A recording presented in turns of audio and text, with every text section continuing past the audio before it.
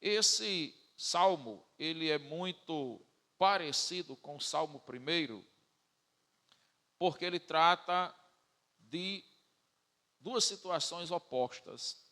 No Salmo 1, fala-se sobre o homem justo e o homem ímpio, o caminho dos ímpios e o caminho do justo, a recompensa dos ímpios e a recompensa dos justos. Então, está falando do homem, está falando da pessoa, do caráter do ser humano como pecador ou como pessoa que teme a Deus, que honra a Deus e que se desvia do mal para meditar na lei do Senhor de dia e de noite. No Salmo 2, ele vai falar também de dois reinos opostos. O reino do ungido de Deus, que é o reino espiritual de Cristo, e os reinos da terra, que são reinos que se enfureceram, como ele diz aí. Você observa que os reinos da terra, eles são reinos que trabalham contra o reino de Deus. O reino da terra se opõe ao reino de Deus, porque o reino da terra tem o príncipe deste mundo, né? Jesus, ele falou que o príncipe deste mundo é o diabo. Satanás é o que governa a terra, é o que governa o mundo. E aí ele faz a cabeça dos homens para investirem alto nas coisas que são contrárias às coisas de Deus. O mundo, ele não se junta com a luz. A natureza espiritual do mundo não dá certo com a natureza espiritual do reino de Deus. O mundo são trevas, o reino de Deus é glória, é luz. E aí, meus irmãos, ele, do jeito que nós podemos perceber que para a pessoa individualmente, o mundo não dá certo para o cristão, o mundo não dá certo para o crente, porque no mundo tem trevas, no mundo de pecados, né? Nós estamos falando do mundo, o sistema de coisas. Ele não dá certo, ele sempre vai gerar prejuízo. Ele vai mostrar também que o reino desse mundo, o reino dessa terra, ele sempre vai se opor ao reino do ungido de Deus. Versículo 1, ele diz assim: porque se enfureceram os gentios e os povos imaginaram coisas vãs. Versículo 2, os reis da terra se levantaram e os príncipes conspiraram contra o ungido, contra o Senhor e contra o seu ungido, dizendo: rompamos os seus laços e sacudamos de nós as suas algemas. Esse mundo entende que o reino de Deus são laços e algemas. As pessoas não querem se submeter à vontade de Cristo e elas acham que servir a Deus é uma prisão, quando, na verdade, uma prisão é servir ao mundo, é servir ao pecado. Esse salmo, ele é um salmo, meus irmãos, missionário, ele é um salmo evangelístico, é um salmo que traz para nós muitas experiências da cristologia, da obra de Cristo, da pessoa de Cristo, do reino de Cristo, da obra de Cristo, da pessoa dele e também da obra da salvação. No versículo de número 8, ele diz assim: pede-me e eu te darei as nações por herança e as extremidades da terra por tua possessão. Então Deus estava dizendo aqui que daria ao seu filho, a Jesus, né, as nações por herança. Que embora os gentios, que ele fala no versículo 2, se tivessem enfurecido, se tivessem revoltado, tivessem dito coisas vãs, mas Deus converteria essas nações. Deus transformaria as pessoas de todas essas nações. E Deus daria a Jesus como o fruto pelo seu sacrifício, né? Jesus veio para morrer na cruz por nós, derramar o seu sangue, se ofereceu como sacrifício para a salvação do pecador. E aí ele diz: pede-me e eu te darei as nações. E esse versículo, meus irmãos, como um versículo bem missionário, bem evangelístico, ele mostra para nós que nós devemos orar por essas nações. Quando Deus estava dizendo ali a Jesus, né, que aqui está se referindo a Jesus, pede-me que o ungido orasse, que o ungido pedisse vidas salvas, vidas convertidas. E nós, como igreja de Cristo na terra, nós estamos hoje assumindo o lugar de Cristo. Estamos aqui fazendo a obra que Ele fez e que Ele nos ensinou a fazer. Ele transferiu para nós como igreja.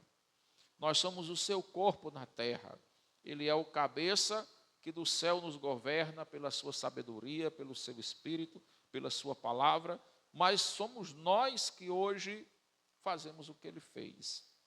Somos nós que hoje estamos com esse dever de orar pelas nações, de pedir que Deus esteja trazendo como herança pessoas das extremidades da terra para serem a possessão do Senhor, para serem o fruto conquistado com o seu sacrifício. Nós vemos de novo no versículo de número 9, Jesus fala algo que está também escrito lá no Apocalipse. Que Jesus ele vai vir para julgar as nações. Isso está também em Apocalipse capítulo 2, 26 e 27. Capítulo 12, versículo 5. E capítulo 19, versículo 15. Olha como é importante esse versículo, tanto que ele se repete. Que essas nações que estão enfurecidas contra o reino de Deus. Hoje nós vemos muito as pessoas blasfemando do nome do Senhor. Nós vemos as pessoas fazendo brincadeiras com o nome de Deus, com Cristo, né? Vestindo homem de mulher e dizendo que Jesus era assim também. E diversos outros tipos de coisas que as pessoas fazem para zombar de Deus. As pessoas estão enfurecidas. Deus aqui, ele reafirma que na sua volta, ele vai derramar a sua ira. Que as nações vão ser regidas com vara de ferro, com vergões, né? Aqueles ferroões que se ferroava boi. E as despedaçarás, são lanças de ferro. E as despedaçarás como um vaso de oleiro, um vaso de barro. As nações fortificadas serão despedaçadas. Versículo 10, ele diz assim: agora, pois, ó reis, sede prudentes, deixai-vos advertir, juízes da terra. Servi ao Senhor com temor e alegrai-vos nele com tremor. Veja, uma oportunidade que Deus dá aqui ao arrependimento. A esses reis que se enfureceram, a esses reis que zombaram de Deus, a esses reis que se opõem ao reino de Deus, como no versículo 3 lá. Deus dá a eles e aos seus juízes a oportunidade de arrependimento. Isso nós vemos o tamanho da graça de Deus e da misericórdia do Senhor. Porque Deus dá a todo pecador a oportunidade de salvação. Por mais rebelado que o homem seja, por mais revoltado que ele seja com as coisas de Deus, Deus ainda assim chama ele a se deixar advertir, a ser prudente.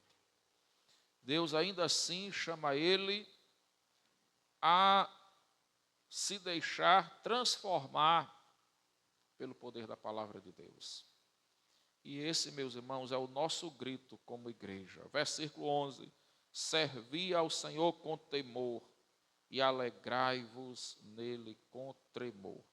Beijai o filho para que não se irrite e não pereçais no caminho, porque dentro em pouco se lhe inflamará a ira. Bem-aventurados todos os que nele se refugiam.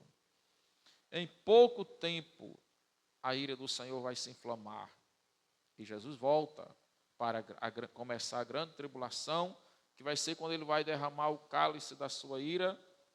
Mas ele está dizendo antes: beijem o filho para que ele não se irrite e vocês não pereçam no caminho. Não adianta o homem querer lutar contra Deus.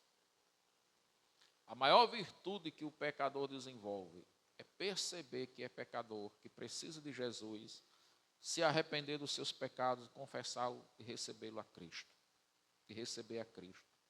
A gente não tem para onde ir. O homem não pode lutar contra Deus.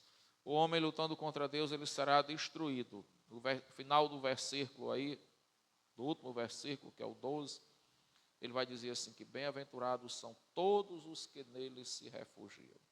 São felizes os que buscam o refúgio do Senhor. Então eu quero deixar esse primeiro momento de reflexão, meus irmãos. Que nós oremos pelas nações da terra. Que nós oremos por todos os homens. A Bíblia diz que nós devemos estar em todo o tempo levantando mãos santas e orando por todos os homens, porque isso é bom e agradável diante de Deus, que deseja que todos os homens sejam salvos e cheguem ao pleno conhecimento da palavra de Deus. Que o Senhor nos abençoe nesse momento.